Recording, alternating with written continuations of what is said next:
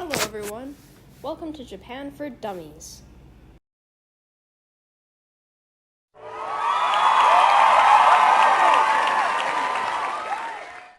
Today, kids, we're going to be talking about the history of Japan and basic stuff in Japan, like anime and cool food.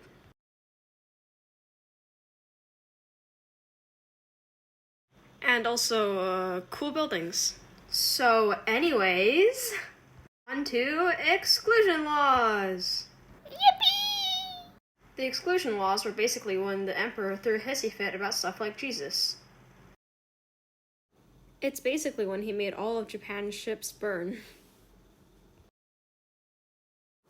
He also said absolutely not to Japanese people traveling.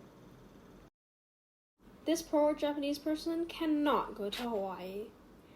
Also, Japanese people out of Japan could not go back because they were infected with Christians. Japan also banned smart science stuff. They said no to Jesus because people were starting to get more loyal to him than the emperor. So, the emperor got scared. The penalty for breaking these laws was death. The shogun also tightened stuff within Japan because apparently closing out the country was not enough for him. He needed more. People needed special passports and stuff, special documents, to go places. The shogun also made a nightly curfew, like a helicopter parent. Wheeled transport was also banned. Dutch, Korean, and Chinese guys were allowed to come in for trading. However, they were only allowed to trade in one little port in Nagasaki, the place that got bombed. Next, on to religion. Japan had two mega cool religions called Shinto and Buddhism. Jesus tried to butt in a couple of times, but we all know how that turned out. Kaboom! Shinto is all about respecting nature and stuff like spirits and trees. And Buddhism was like being a good person and respecting some dead guy called Buddha. Shinto was always Japan's number one, but then some Chinese guys came and gave Japan Confucius and Buddhism. Now, after that religion break, we will now be talking about America. Well, correction, America and trade. America held Japan at gunpoint and asked Japan to trade with them. The three things that they asked was trade, not being a douche to Americans that washed up, and letting people stop by for coal and food. Because of this, people started calling the shogun weak, so the shogun stepped down and made emperor the emperor again. Along with those laws came a butt ton of Europeans. They are absolutely against the fact that men wore no shirts as they worked because their brains could not handle the slightest inch of skin showing. Therefore, men without shirts, banned. Tattoos, banned. Public baths, banned. Banned. After a while of bam westernization, the emperor decided to chillax a little, because people were getting a bit angry at the fact that they were so western now. They were Europeans for some more. The emperor made changes like making Shinto the main religion of Japan because who cares about Buddhism?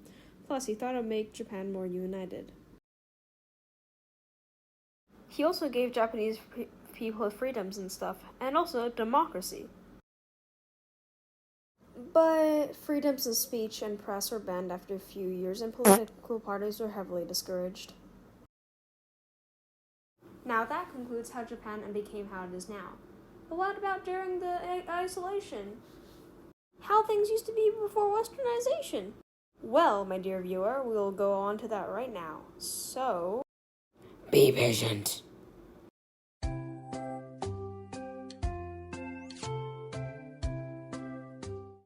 So, on to the past. Yippee! 100 years before the Edo period, Japan kept fighting internally, like my sister's stomach when she eats dairy, because powerful people called daimyos fought for each other's land. Some guy called Tokugawa Ieyasu defeated all the other daimyo in the really big battle and became the most powerful dude in Japan. and after 3 years, the emperor made him the shogun. And even though the emperor was the emperor, the shogun was actually the one in power, and his main goal was to create a shogunate, which gave him a long-lasting and stable government. Alternate attendances when daimyo spent some time in the capital and some in their hometown, so that the costs of moving back and forth would give them no time or money to oppose the emperor. The emperor also made a law banning peasants from having weapons so they could be useless to the daimyo. The Japanese feudal system is a system that controlled where people stood in life. At the very top, of course, was the emperor, then the shogun, even though the shogun was basically in charge. Then was daimyos, then samurai, and ronin, which were samurai without a boss. Which, to be honest, is cooler than regular samurai, but whatever. Then peasants, artisans, and then merchants. Social standing was hereditary. If your dad was an artisan, well then, bad luck, you're stuck being an artisan. There were a whole bunch of strict punishments and rules as well. Samurai were some real virtuous dudes that liked honesty, loyalty, and self-stuff. They also liked to die and commit seppuku. Lastly, we have how the Japanese spent their free time. 1. Tea ceremonies, where you sat down and respected tea. 2. Sumo wrestling, where you watched two fat guys fight. 3. Haiku, where you wrote a poem in a very specific way. 4. Kendo, the safer version of samurai fighting, and for samurai when they are out of duty. Manual labor, without manual labor. Or woodblock art. Thanks for watching my Japanese stuff. Yippee!